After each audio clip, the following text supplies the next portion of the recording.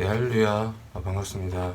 2021년 9월 29일이죠. 수요 중보 예배를 시작하도록 하겠습니다. 하늘 보좌라는 찬양이 있습니다. 제가 좀 이번 주에 많이 좀 은혜를 받은 찬송인데 함께 좀 나누고 말씀을 전하도록 하겠습니다. 내 하나님 그 신발 앞에 무릎 꿇고 경배하리. 큰 권능과 영광이 가득한 내 아버지 계신 이곳 오 하나님 그 빛난 얼굴 배우며 그 손 들고 나아가리. 찬송과 존귀와 영광과 능력은 그 하늘 보좌 위에 주님께.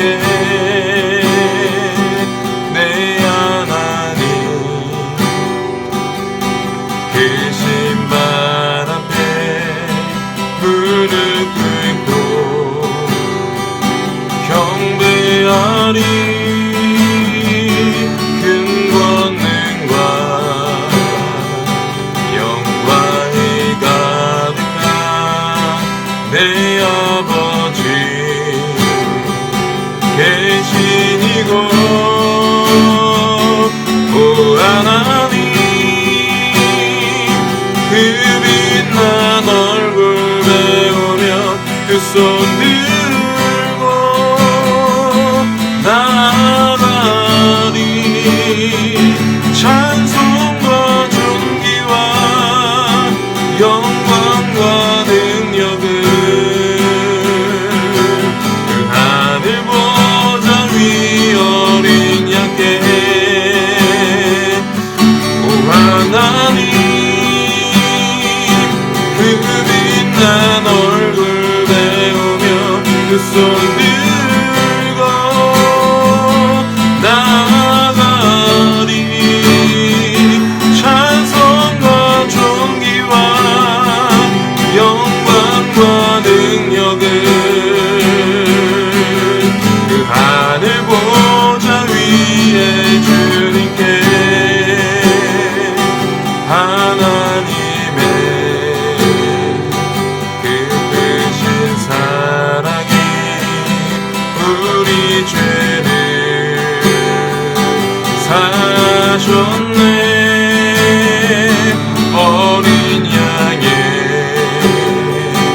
보혈의 은혜로 나담대히 나가리.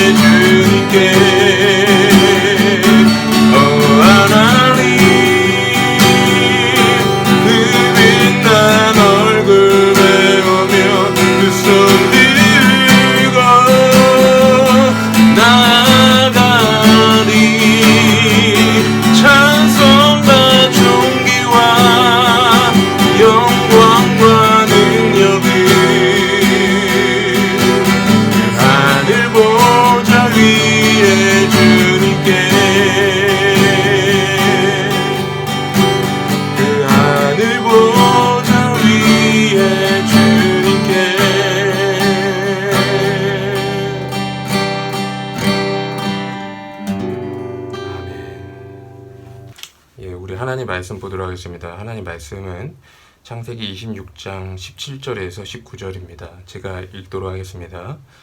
이삭이 그곳을 떠나 그랄 골짜기에 장막을 치고 거기 우거하며 그 아버지 아브라함 때에 팠던 우물들을 다시 팠으니 이는 아브라함이 죽은 후에 블레셋 사람이 그 우물들을 메웠음이라.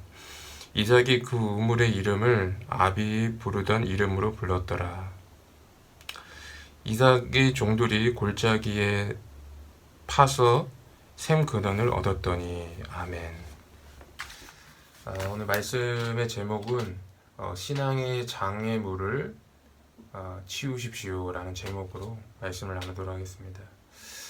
오래전에 제가 신학교 다닐 때 전도사 시절 때 한 번은 선교 여행을 준비하면서 예배 파트를 제가 맡아서 예배를 예배를 연습했던 그런 기억이 있습니다.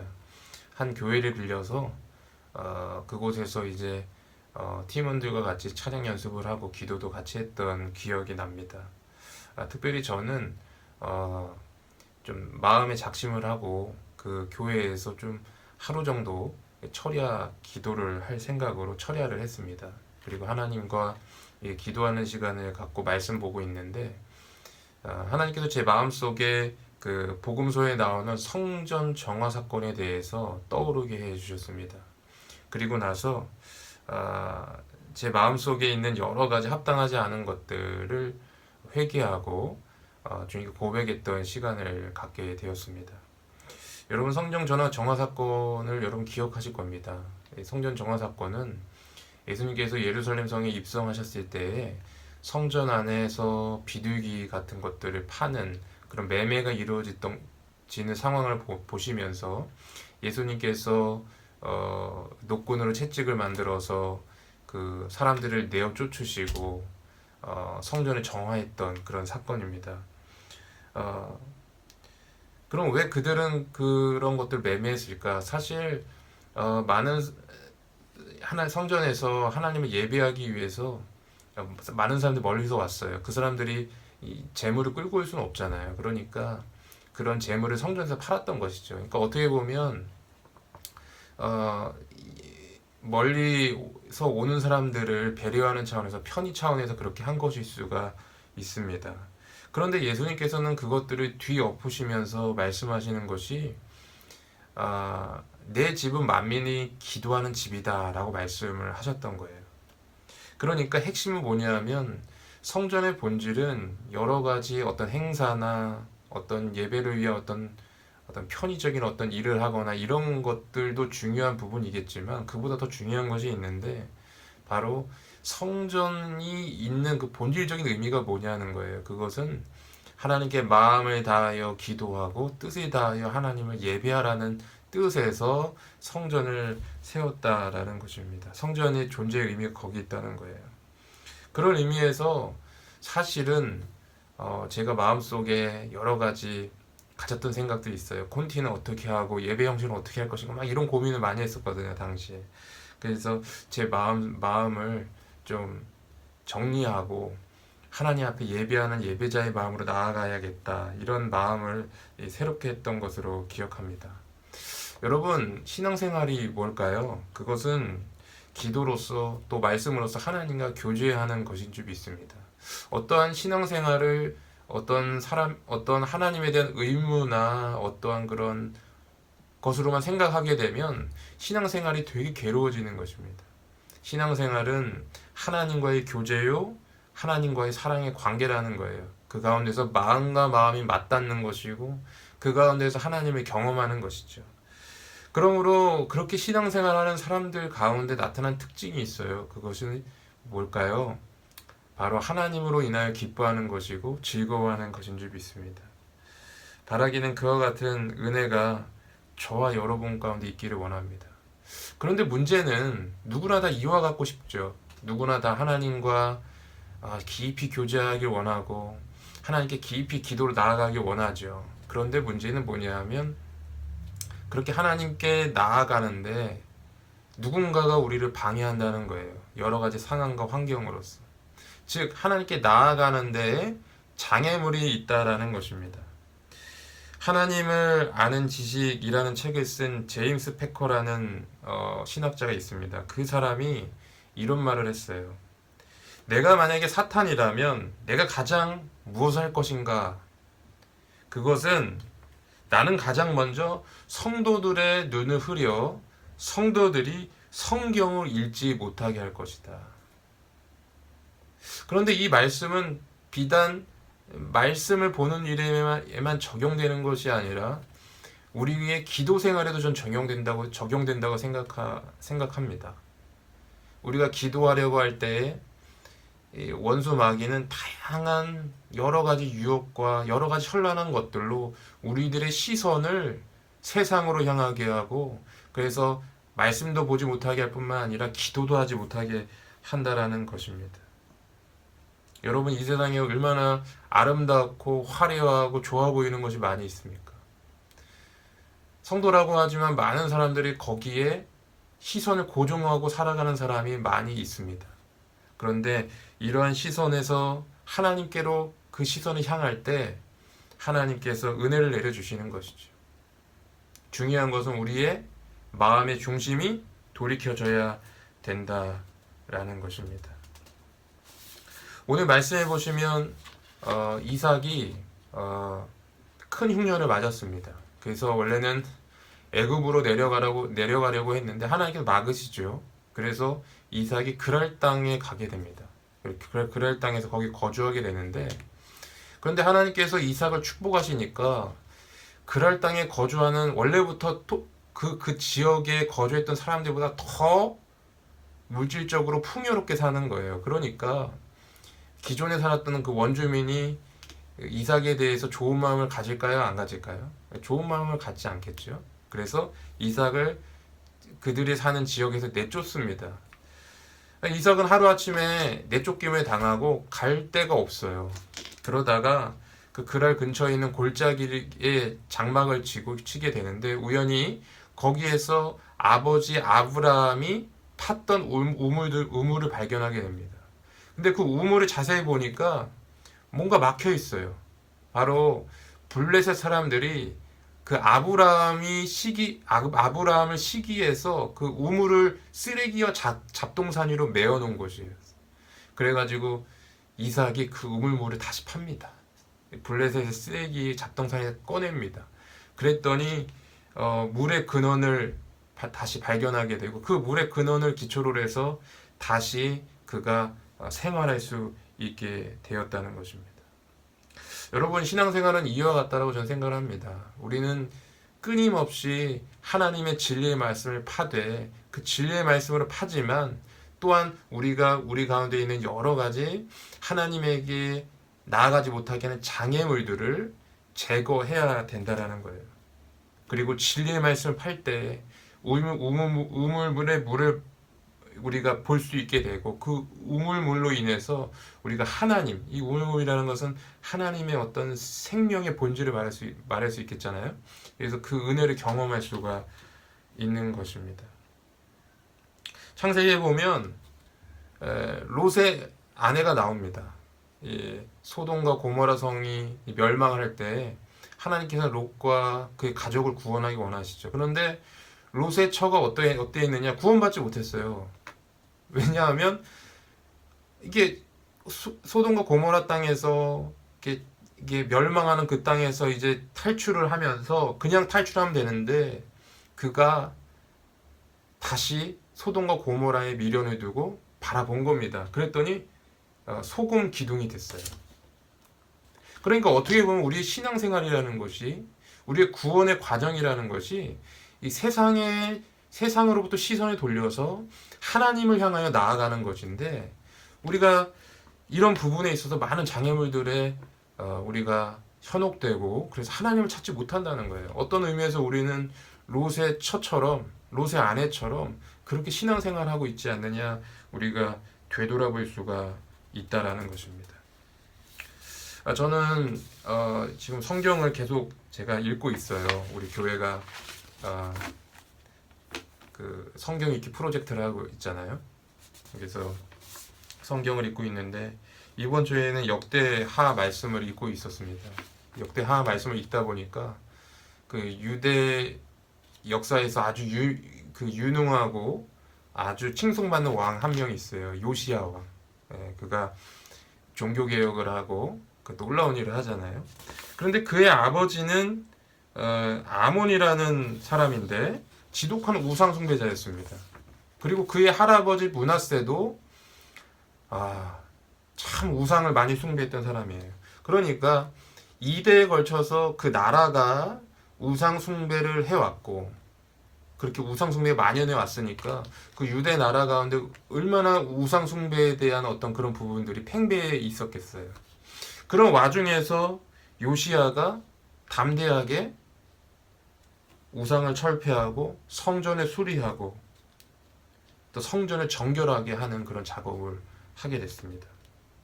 즉 다시 말해서 영적으로 하나님께 가로막는 장애물들이 다 제거했던 것이죠.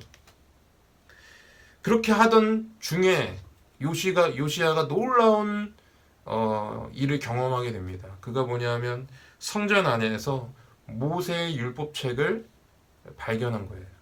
그리고 그 율법책을 봤을 때 요시야가 하나님 앞에 자복하게 됩니다. 우상 숭배하는 일과 그리고 그가 조상 때 그 유다 그 나라의 조상 그 선조들이 우상 숭배했던 것이 얼마나 죄였던 것을 깨닫게 되고 이 요시야 왕이 이제 회개하게 되고 그리고 그 율법책을 유다 백성들에게 낭독해 주었을 때 유다의 온 백성이 그 말씀을 듣고 눈물을 흘리고 통해 자복하는 역사가 일어나게 되었던 것입니다. 그러면서 정말 이런 일이 나와 우리 중보기도팀 또 우리 영도교회 우리 성도님들 가운데 일어나서 얼마나 좋을까 이런 생각도 이렇게 하게 되었습니다. 참으로 어떤 의미에서 우리의 신앙생활은 세상에서 시선을 돌려서 하나님을 바라보는 거라고 저는 생각을 합니다. 그런데 그 과정이 얼마나 어려운지 모르겠어요. 그 과정이 얼마나 힘든지 모르겠어요. 세상으로 향하는 우리 육신의 관성이 있기 때문에 그것이 얼마나 힘든지 모릅니다. 그런데 우리는 이런 장애물을 제거하고 영적으로 싸워서 이겨야 되는 줄 믿습니다. 롯의 처의 교훈을 생각하시기 바랍니다. 세상을 바라보게 되면 소금기둥이 될 수밖에 없어요. 그러나 우리가 하나님을 바라보면 구원의 은혜가 있게 되는 줄 믿습니다. 제가 신앙생활을 하면서 또 그리고 제가 투병 중에 있잖아요. 그러면서도 항상 경험하게 되는 것은 뭐냐면 내 성품 하나, 내 말투 하나, 내 힘과 의지로 바꿀 수 없다는 겁니다. 난 참 그런 걸 많이 느껴요. 그래서 내가 얼마나 부족하고 나약한 존재이구나 이 부분을 항상 느껴요. 요즘 더 많이 느끼는 것 같아요. 그러면서 정말 주님의 은혜가 아니면 내가 한순간도 설 수 없고 주님의 은혜가 아니면 내가 한 발자국도 앞을 내딜 수 없구나. 이 사실을 정말 깊이 깨닫게 되는 것 같습니다. 바라기는 오늘 말씀을 의지해서 세상과 나는 강고 없고 구속한 주만 바라보는 저와 여러분 되시기를 주님을 축복합니다. 기도하겠습니다. 하나님 감사합니다. 오늘 말씀에서 나왔던 것처럼 우리의 영적인 장애물을 제거하게 하여 주셔서 주님을 바라보게 하여 주시고 그 가운데에서 정말 생명의 주님을 만나고 정말 사도 바울처럼 베드로처럼 그리고 정말 믿음의 그 선진들처럼 우리가 하나님 주님을 경험하고 은혜를 체험하게 하여 주시옵소서. 그래서 어떤 고난도 능히 이길 수 있도록 역사하여 주시옵소서. 감사드리며 예수 그리스도 이름으로 기도했습니다. 아멘.